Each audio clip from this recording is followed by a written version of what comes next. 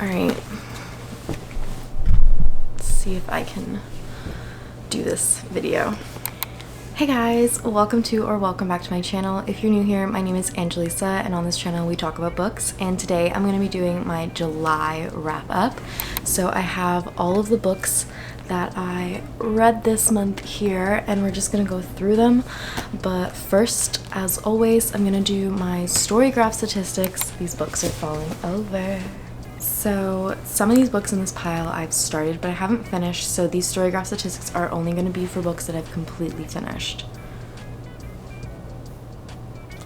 Okay, so this month I finished a total of 8 books, and that added up to 2,711 pages, so pretty good reading month. I did kind of towards the end of the month get ill, and I basically did not read it all for like the last week or two of July, so a lot of this was done in the first half of July, so just like bear with me. But for moods, the top 2 moods that I had were emotional and lighthearted, followed by tense, mysterious, dark, and adventurous, and then sad, hopeful, and funny. A quarter of my books were under 300 pages, and the rest were all between 300 to 499 pages, so an average kind of page count reading month. All of them were fiction, of course, because I don't really read that much nonfiction. And we had, for genres, 5 young adult, 4 romance, 4 contemporary, 2 thriller, 2 mystery, 2 fantasy, and 1 middle grade. And the average rating that I gave this month was 4.16 stars. So I had 2 3-star reads, 2 4-star reads, 1 4.25 star reads, and 3 5-star reads. So that's it for storygraph statistics. Now we're just gonna get into the wrap up. So the first book that I read this month, it was actually right at the beginning of July. I'd started at the end of June, I finished at the beginning of July, and it was All the Bright Places by Jennifer Niven. So I gave this book 4 stars. I really enjoy this book. I did actually watch the movie before I read this book, and so I kind of knew like what was gonna happen at the end, but I did really enjoy just like the writing style in this and the whole kind of like YA rom-com-y feely of it, in the middle parts at least. Obviously this is very sad, look up trigger warnings of course, but I did think it was still a really good book, and I think that if I hadn't watched the movie, like I still would have loved this book. So yeah. Next we did a reading vlog where I was trying to finish a bunch of series that I had started, and the first book that I picked up for that was As Good as Dead. This is the 3rd book in the A Good Girl's Guide to Murder series by Holly Jackson, and I loved this book. I gave it 5 stars. It's like a 6-star read for me. It was the perfect finale to the book series in my opinion. It picks up right after Good Girl Bad Blood, like a little bit, like a few months later, and you're kind of dealing with, well, Pip through her perspective is dealing with the aftermath of the last 2 books, and I guess kind of like the PTSD and like trauma that can come with that, and she's going through it in this book, and reading from her point of view was very interesting. And I remember, because this has 2 parts, it feeling like almost like 2 separate books, and like it could have been like 2 books in this book, because a lot goes on, there's a lot of plot, and I just loved this so much, and I can't wait for the paperback of 5 Survive to come out so I can read it, because I have these in paperback, so I want her books all in paperback, if that makes sense. But yeah. Next, I also ended up reading Killjoy, which is the prequel to this series that Holly Jackson came out with, like I think this year or last year. It's just a cute little gross. It's just a cute little like 117 page novella, prequeling the entire series, kind of giving you an inside of like what inspired Pip to do the capstone project that happened in the first book, and you kind of just like get to be in her brain a little bit. And yeah, I ended up giving this 4 stars. I thought it was really cute, just as like a little novella, and the writing style, I just love this YA mystery kind of writing style, so I'm really excited for more of Holly's books. Then we read We'll Always Have Summer by Jenny Han. This is the 3rd book in the Summer I Turned Pretty series. This book I rated 3 stars. Now, please understand, I'm rating all of my ratings for the series and these books are based on the book.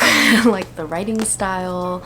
Obviously the show is a completely different story, and after watching the show I want to reread the books and just like kind of have the mindset of the show when I read it, and I feel like that'll make me like it more. But I think it was just the writing style for this, and like Belly being so immature, and the plot point in this book to me was just very, I don't know why, it was kind of confusing, and I really hope the show doesn't follow it as closely. But yeah, I still enjoyed it and I still love this series. Like, it's just the summer vibes and, you know, the Fisher boys and the whole Cousins Beach vibe that I love, but definitely prefer the show over the books. I don't know if that's an unpopular opinion. I've seen like mixed reviews. Some people really love the books and some people are like me, whereas like the books are kind of very YA and the show is more NA kind of. So yeah. In the middle of that video, I kind of decided that I wanted to get another book that was like part of a duology off of my TBR and just get it over with. So I picked up It Starts With Us by Colleen Hoover. I ended up rating this 3 stars. I didn't really enjoy it all that much. I thought it was kind of honestly a pointless book. I feel like we didn't need it. A lot of it was repetition of Ellen letters and the cringiness parts of It Ends With Us. So I don't know, I'm not really that excited for the movie based off of everything that I've like seen and heard about it, but we'll see. Some people really did love this. I personally like didn't.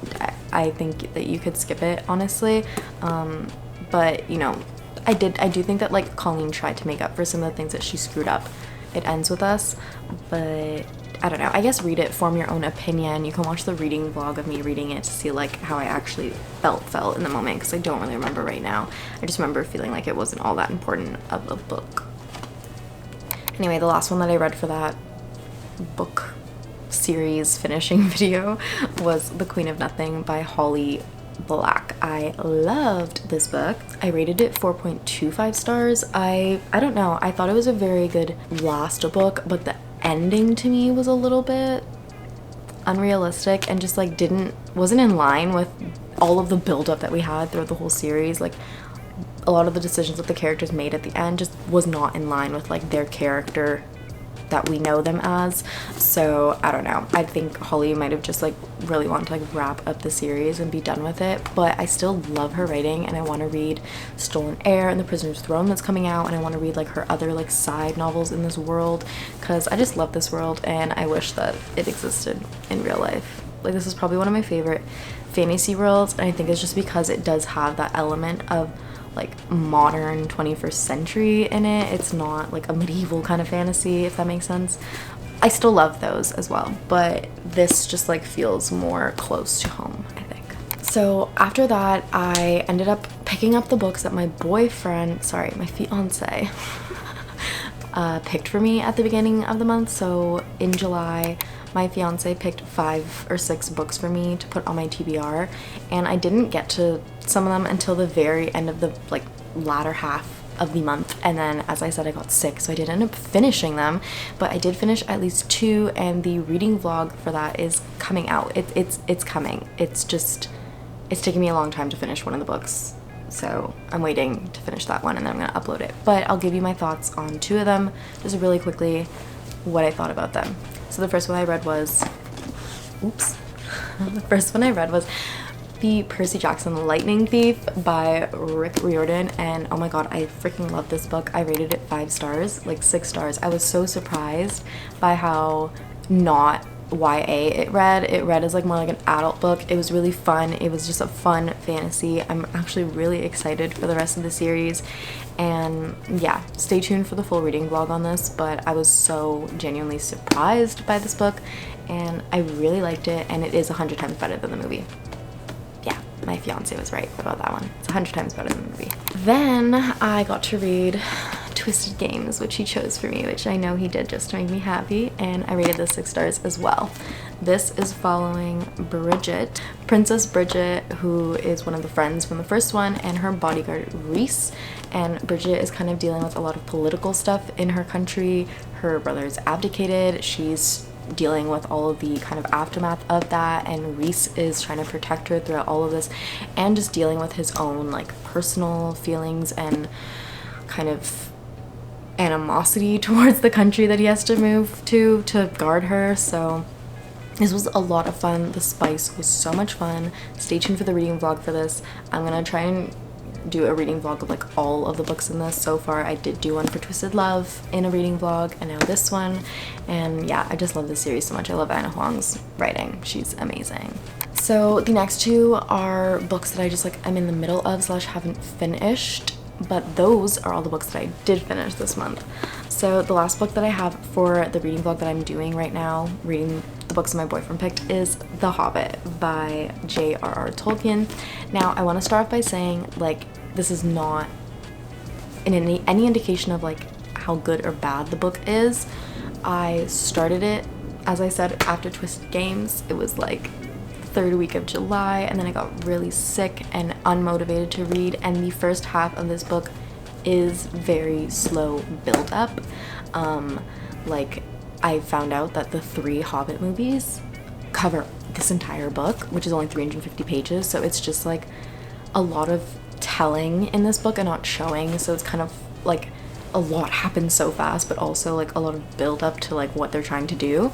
So yeah, basically this is about the Hobbit, and he is approached by Gandalf, this wizard, who is asking him if he can come on this adventure with him and I think 13 dwarves.